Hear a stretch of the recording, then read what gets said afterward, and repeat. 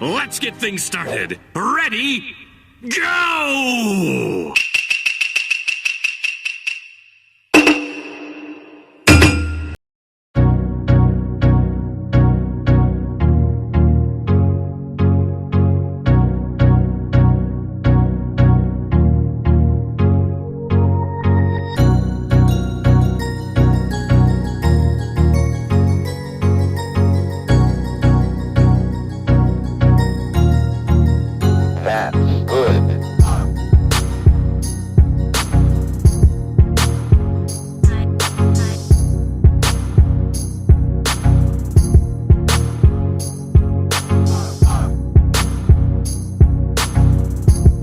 I love it.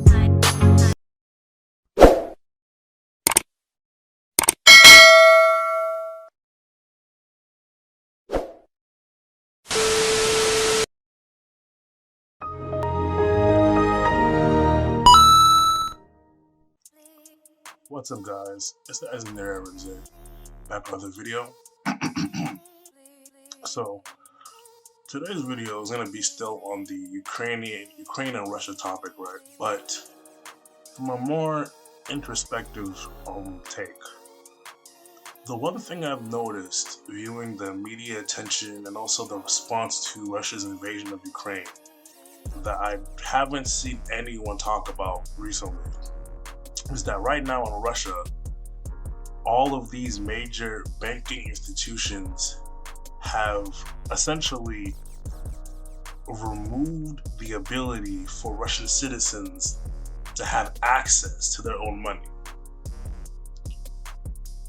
Now, when I first read that, it caught me off guard because I don't know if y'all can understand it, but the ability to take away your right to your own money that you've worked for, right, is crazy to me.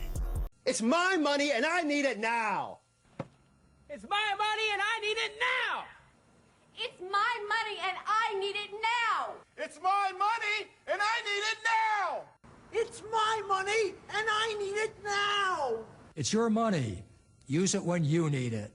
And I personally believe that this war has shown that the switch from cold hard cash to digital money, though has its benefits as being more liquid, right?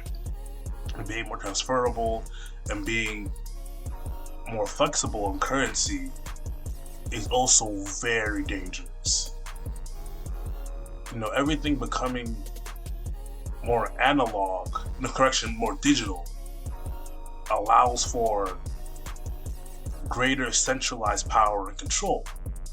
Because just the notion that all these international banking institutions that do reside in Russia had the ability to restrict access from Russian citizens to their own money is still blowing me away. And it's done, and the biggest thing too is that it's being done under the guise of solidarity and care for the Ukrainian people. You know, masquerading their machinations of malicious intent. Ooh, look at that alliteration. Masquerading their machinations of malicious intent. God damn! God damn! SAT words! But, no, seriously though.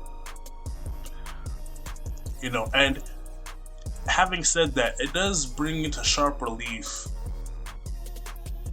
a idea I've been, thinking about, is how, due to globalization, due to society becoming more intertwined, right, that the purview of how we look at modern war is drastically changing. Due to globalization, due to how every nation that's coming up or that's in the picture is more interlocked with each other on more than before anyway, right? There's an ability now to put pressure on countries in ways that never were possible. Like, could you imagine in World War II that instead of the Allied forces attacking, going after Germany, they removed its ability to, they removed they removed the country's ability to generate wealth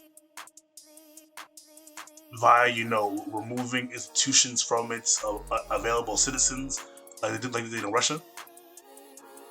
You know what? Like the idea that financial institutions responded to Russia's invasion by restricting access to finances to Russian citizens is a level of, I don't know what the word for it is, but it's a level of power that hasn't been seen ever during warfare. It's another level of the Hearts and Minds campaign. If you don't know what that is a political science term to where governments, in order to rally their people, will appeal to their emotions. So, like for example, when the war in Iraq started, if you look back in the early 2000s, there was a lot of propaganda showcasing Americans going to war fighting for freedom. It was all under the guise of freedom. In reality, it was for oil. But the ability to, the ability to, I don't even know. You know what this reminds me of?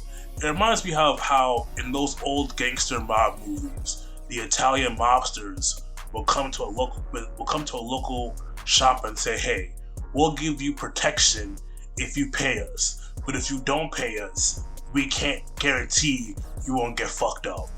Is that level of coercion and manipulation that you never see on this kind of level. This is like global coercion and the manipulation to try and make Russia back off of Ukraine. I just read recently that apparently Instagram shut off. I don't even know how they did it, but like Instagram blocked Russia. Instagram blocked access to Russian citizens to have Instagram. Like, do you understand how crazy that shit sounds? That these companies can do that? I mean, and to a certain degree, a company should have the right, in a sense, to decide who they allow to use their product, I guess, in a way, right? But it's just crazy to see that level of coercion and strong arming. Is it strong arming? Yeah, strong arming done to Russian citizens by outside international entities. And like I said earlier, it really does show to me that the idea of this settling arguments, or not even arguments, the idea of using war as a way to progress, which is honestly has been the main way society has moved forward.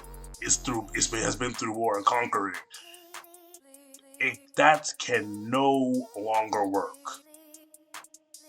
Like now you really see how the globalization of society has created these cliques. I mean, aside from Instagram removing its access for Russians and the banks removing the ability for Russians to get their money out of the banks, I recently heard that the FIFA games removed Russia from their roster of players. I mean, to be fair, that's more of a pandering thing, but just to see, you know what I mean? Like, just to see the level of strong arming from other groups in an attempt to dissuade Putin from doing this is crazy to me. And the reason why, I think the reason why it really does stand out to me is that, quite frankly, this could be us. Like in this moment right now, it's Russia.